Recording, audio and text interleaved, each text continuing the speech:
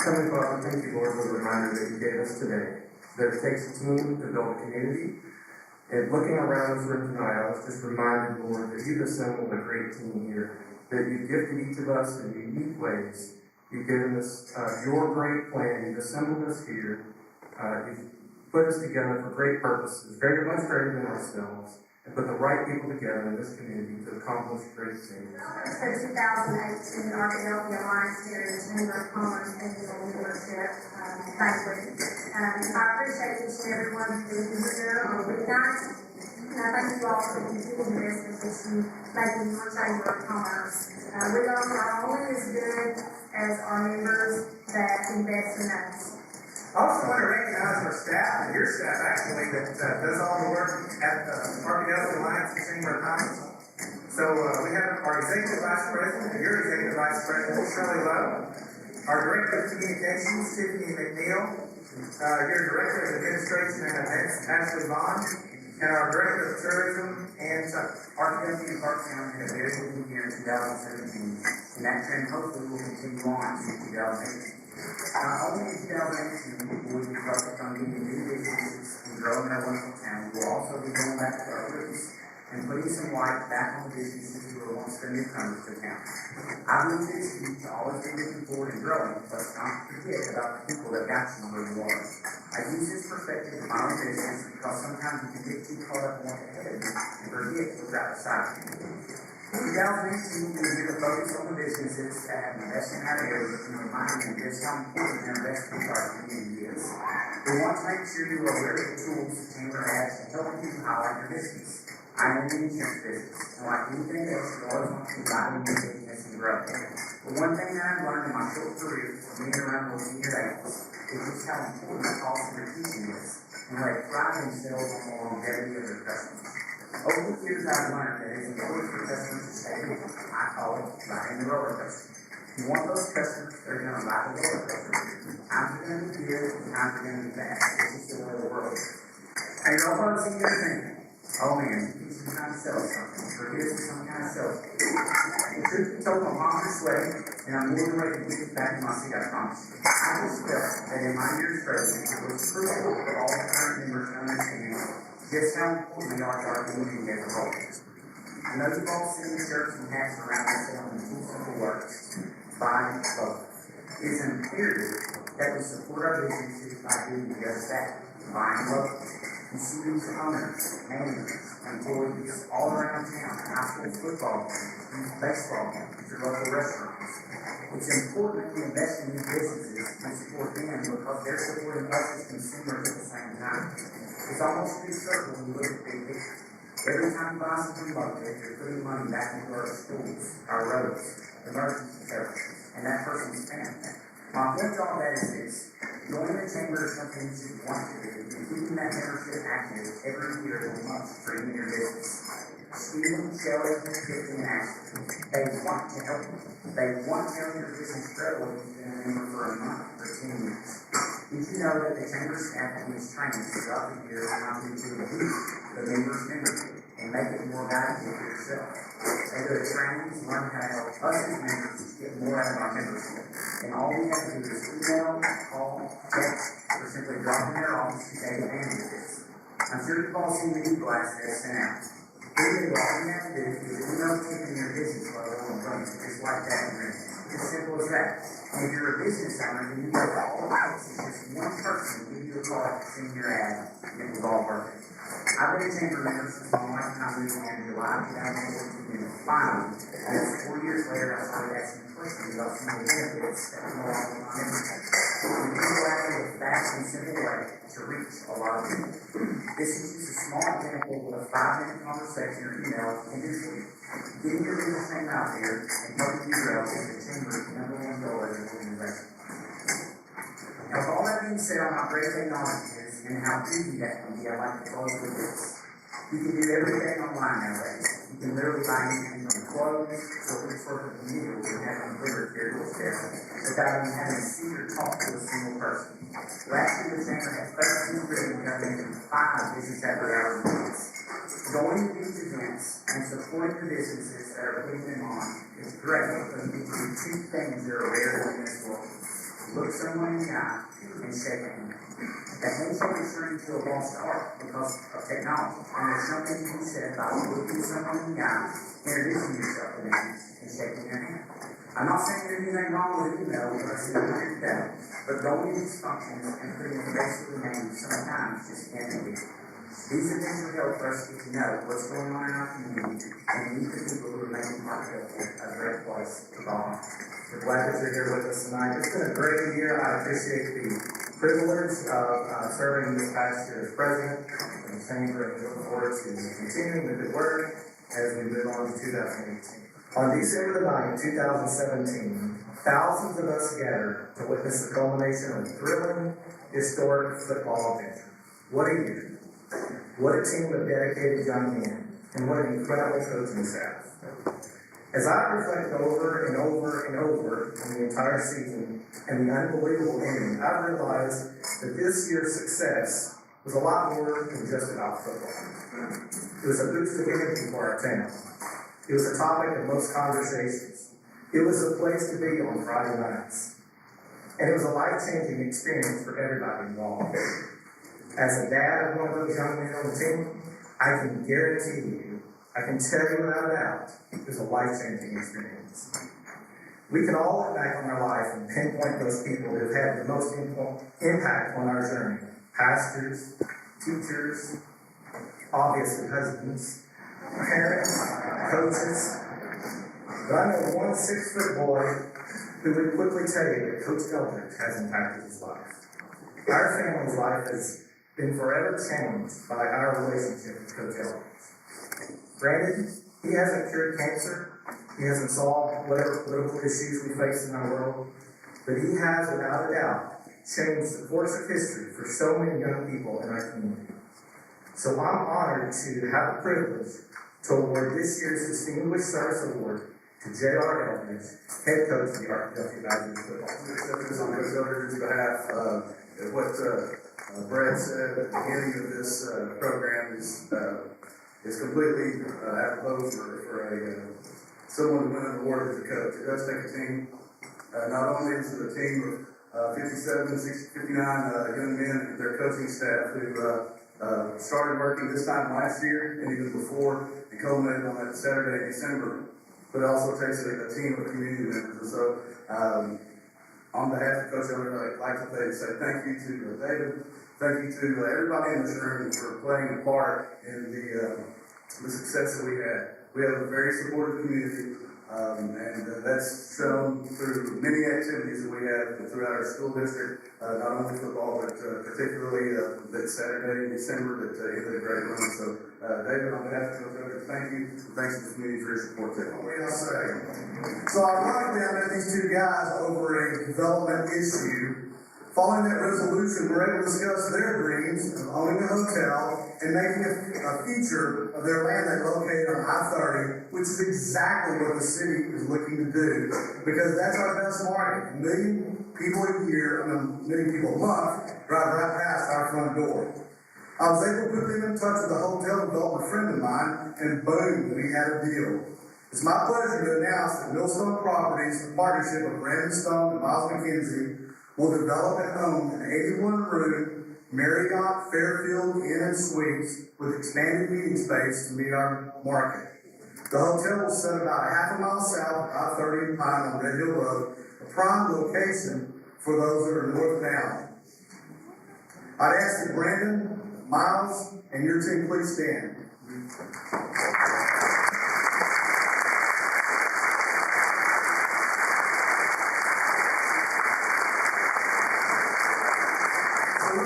We're so excited. The Fairfield Inn Suites is the second largest branch of Marriott and has over 30 years of legacy of performance. Not only do we get a higher end limited service hotel on I-30, we get the Marriott brand, which is one of the world's best reservation systems. With over 100 million members strong, the Marriott Rewards program ranks #1 overall in guest satisfaction, with hotel loyalty programs based upon customer service satisfaction. Another reason we're excited is the fact that Fairfield Inn Suites performs very, very well. System-wide, they have a 69.9% average occupancy with an average daily rate of $110.83. It also means that as the market grows, we will have the ability to add other Marriott products and diversify our hotel offering. We could not be more excited about this development and the long-term opportunity this presents the highly desired I-30 corridor development. We look forward to seeing you at the groundbreaking ceremony. So please again join me in congratulating Brandon, Milestone, and the Milestone Group for this announcement.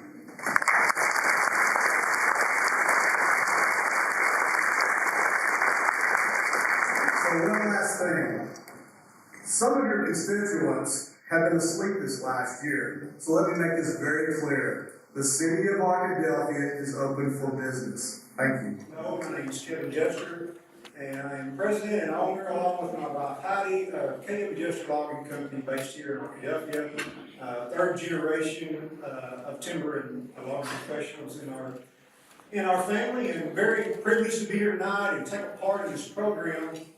You know, we've all been a part of untold numbers of banquets and meetings and seminars, and it seems like you're probably going to a lot of them a lot of the time. But the real success of one of these events oftentimes is largely dependent upon the quality of the speaker that you can retain to really be the anchor of your event. And you know, you don't just want someone who's a good public speaker, but you want someone who has a perspective that will resonate and connect with what's taking place in your community and your area at the time. And I look out across this room and I see people from all kinds of aspects of life. I see CEOs of corporations. I see employees and managers of local industries. I see small business owners. I see members of boards of nonprofits. I see a few people who did like I did with Sears and bought a suit for the event. I didn't know Sears sold suits.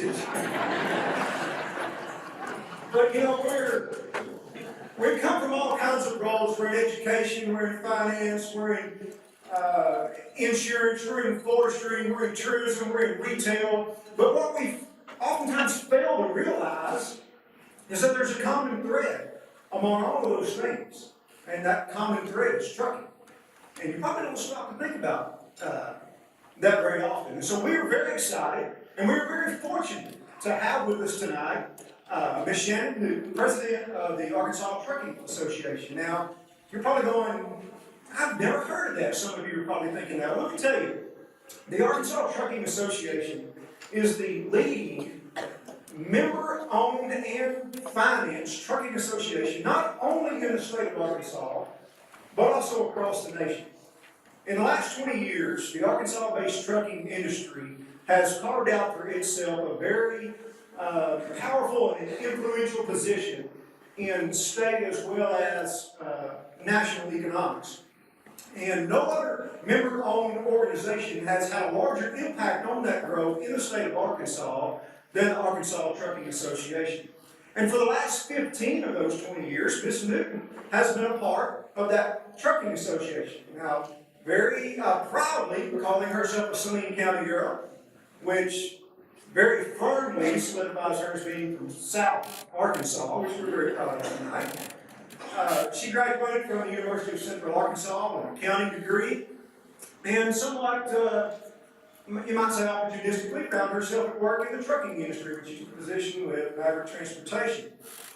And her move over to the Arkansas Trucking Association is somewhat distinctive in that it didn't involve a move as president of one company or one corporation moving over to president or chairman of another, but because you know, I've always found that in my experience the best leaders are those who have walked in the shoes of those whom they now lead. And Ms. Newton certainly did that. And she rose through the ranks of the Arkansas Trucking Association, proving her to be invaluable to them through her knowledge and her commitment to excellence and her ability to overcome obstacles, and maybe mostly her devotion to the industry as a whole. And she continues to work in various national industry leadership positions. She's worked with the governor on highway funding, and she still remains today the chair of the Transportation Association's Insurance Council. So, without taking up any more of her valuable time, would you please join me in welcoming to the stage the president of the Arkansas Trucking Association, Ms. Shannon Newton. Your time. But I do want to use the opportunity to kind of help paint the picture of the trucking industry, and I do think a lot of times that perhaps I always relate this to like electricity. You go to the store and you presume that whatever it is that you're looking for is there, you flip the switch and you presume that the lights are going to come on, and everyone kind of takes those things for granted until they don't happen. And so I kind of want to paint a little bit of a picture about what all goes into that, how much that means to the economy of this state, this nation, and even to your community, as you talk about all of the economic development that has been going on and that you are looking to continue to explore and expand. Certainly trucking and transportation is going to be part of that. So I literally am going to skip all of the credentials about why the association is important and how we got to where we are, and go straight to where the industry is in Arkansas. Kevin mentioned, that our association has received a lot of recognition and that we are a leader in the country, and that is predominantly due to the companies that are here. In Arkansas, I could rattle off half a dozen companies that you would all nod your head and say, yeah, I know J.B. Hunt, USA Truck, Maverick, Ham, FedEx, ABF. Everyone's very familiar with those entities, and not every state has trucking giants like that. And so that enables our organization and the industry here to really leverage those great employers and those great companies and then spin off to hundreds, if not thousands, of other small companies, individuals who perhaps learned within their ranks at those large companies and then started their own small business, just like many of you did in different industries in this community. So in Arkansas alone, actually, over 84,000 Arkansans are employed and supported by the trucking industry. That's 1 in 12 jobs in the state. So we are kind of, there are a Mount Rushmore of industries in Arkansas. We do kind of tout that trucking would be part of that landscape. We're actually second in the country in per capita employment industry, behind only North Dakota. Which the only thing I can think of is there must be nothing else in North Dakota, because that seems a very odd. I guess if you live in North Dakota, the only option is to drive a truck and get out. So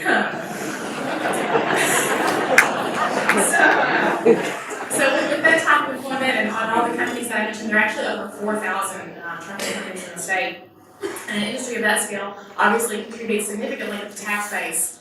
And I'm going to focus specifically really just on the taxes that are specific to transportation. Obviously, our industry pays all the business taxes just like all of you. But Arkansas trucking industry actually paid $436 million in 2016 just in road and highway user fees, which is 47% of the tab paid by all Arkansans. And I know in the role that I play and in my job to promote, protect, and serve the trucking industry in Arkansas, we run up a lot against, well, trucking doesn't pay their fair share, or trucking should pay more, all the trucks tear up the road. Well, I would submit to you that we are paying almost half the tab. We represent 15% of the miles traveled on Arkansas roads, and we are willing to pay more. And so I want you to kind of just, I guess, take that in the landscape as your community prepares to see all the truck traffic that may come from the plant that is supposed to come to town in 12, 18 months. The industry is really the economic driver. It is how goods get to market. It's how raw materials turn into finished products. It's how you manage your inventory. It's how you receive your retail goods. And so I just kind of want to paint, that corporate citizen side and help you understand that we want to maintain your roads. We want to make sure that our equipment is operating safely. And then the last element, I guess, is just the essentiality of the industry. 87% of communities in Arkansas rely exclusively on road transportation to receive and send out whatever goods it is that they produce. So while transload facilities are fantastic, rail is great. Trucking is actually the #1 customer of rail. All of the ways that the modes are working together these days actually is a one-stop shop. And in most cases, if you were to contact whoever your logistics provider was, they're going to figure out the best way to get your product. It may be on a truck, it may be using rail, it may be on river. But the reality is that none of us are going down to the port to pick up our furniture or our suit at Sears. All of us as consumers, we want what we want, where we want it, when we want it. And the way that this our society and our culture has deemed to make that happen is utilizing the trucking industry. So now we've kind of gotten big bad trucking out of the way, and I hope that you don't think that it's big and bad, but if you do, I think that talk to me. Come talk to me. Yeah. But it's just I don't want you to think that. So this is the way that I think about it. When I'm driving down the road and I think the car it's not going fast enough, it's in my way. I have small children, and I said, "What do you think's in that truck?" Inevitably, they could care less most of the time. But until we saw a Toys R Us truck, and whenever they made the connection between what it is that they want being in that truck and where they want to get it, it was kind of a light bulb moment for them. And so I hope that that you will relate all of the moving commerce to what you want to receive, where you want to receive it. Kind of the two biggest issues, to translate kind of to the two biggest issues that our industry is facing right now, both in Arkansas and across the nation. It actually aligns probably with a lot of what we've talked about tonight and a lot of what your industries are probably facing. And that's workforce and infrastructure. Workforce, like so many industries, our industry's actually been short drivers as long as I've been in the industry. So when I started 15 years ago, we were talking about truck driver shortages. And today, we're still talking about truck driver shortages. Unfortunately, that number just continues to grow. But today, it's not just truck drivers, it's technicians, it's safety personnel, it's dispatchers. We have a massive shortage across the spectrum, and in particular in technicians as well. And so it is a complicated problem. We are not educating our young people about what their real opportunities are. And that's on us. And I know that you guys are dealing with those similar issues. Our industry has a lot of problems. We have a demographics problem. We have a gender and equity problem. We are in a competitive economy, so we're competing with manufacturing, construction, and all those other similar industries. We have an image perception problem. The lifestyle of being a truck driver is probably not as desirable as some of the other opportunities out there. And then there are regulatory barriers preventing trucking companies from hiring young people or preventing hiring those without experience and trying to bring them into the industry so that we can fill the gap as individuals retire or leave the industry. So a complicated problem like that has a complicated solution. We're doing our part to pay better, to create better jobs, to get more home time, to make the job more desirable, to improve the image. Our organization's doing a lot on that front to bring veterans into the industry. There is one issue that I just kind of want to touch on because I think it may be in the news in the near future, and that's currently that in order to engage in interstate commerce, which is what my members predominantly do, is drive trucks cross country, or at least regionally across state lines, it's illegal to do that under the age of 21. And that's actually federal law. Ironically, it's totally legal to drive from San Antonio to Texarkana, but not legal to drive from Texarkana to Texarkana. And that is something that as an industry, it doesn't make any sense.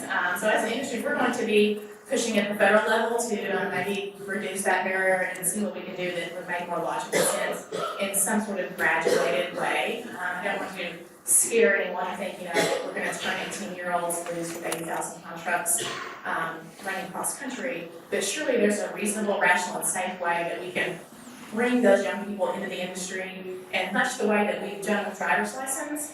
We've not gone to a graduated driver. I started driving at 15.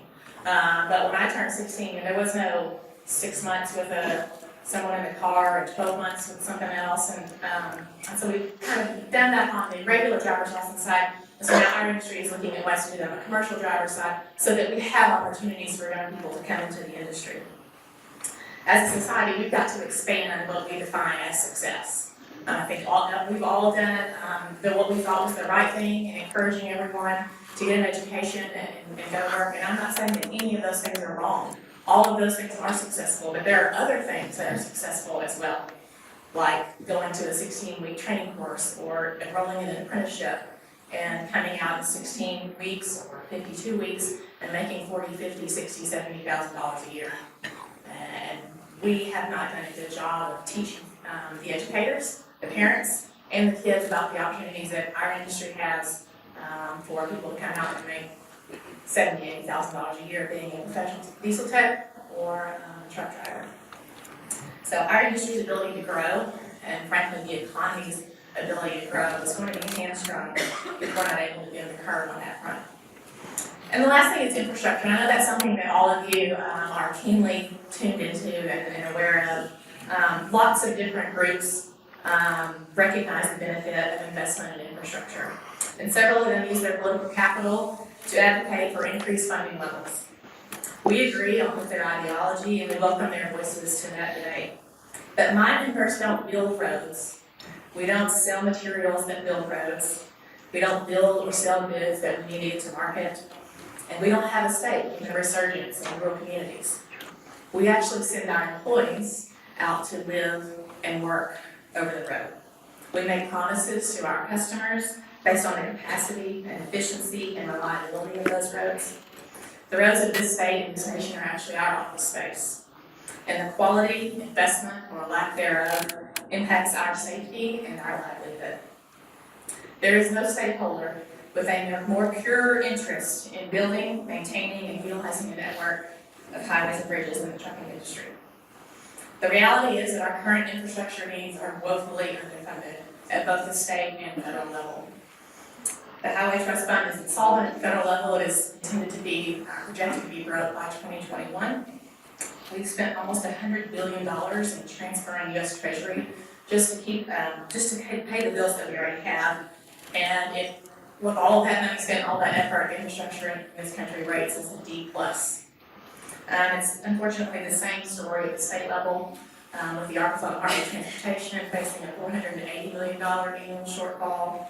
Our infrastructure also grades out at a D+. We've got 32 bridges that are over 32% of all the bridges in the state are over 50 years old, and 2,600 of them are structurally deficient.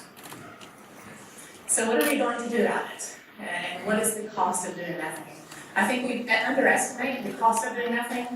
The average motorist in America is actually spending $1,500 in wasted fuel and gas and maintenance on their car, just operating under the current things. In our industry, you can imagine the cost of congestion and fuel and time as we are paying drivers to sit 1 billion hours in traffic annually.